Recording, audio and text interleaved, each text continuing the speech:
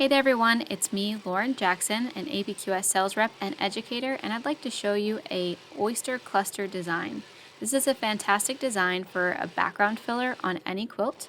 You're going to have great success with this design as long as you kind of keep it skinny. The goal is to create the scallop shape, so we're going to come up with 2 scallop loops and then do 2 wavy echoes. As we're doing those echoes, we really want to pull them in towards the bottom of that scallop shape that we started with, and that's going to allow your oysters to grow long and skinny and bend around in the areas that you want them to bend around to.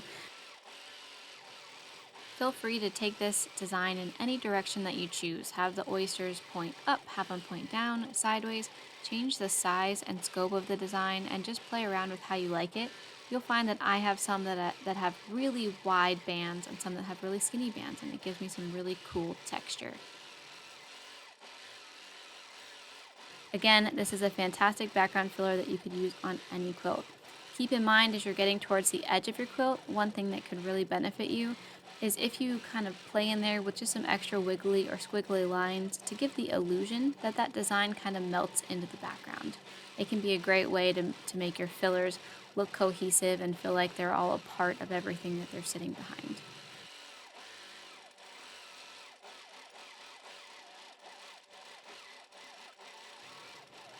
Thank you guys for joining me. Again, I'm Lauren Jackson, your APQS sales rep and educator, and I wanted to share this design with you. Take care and happy quilting!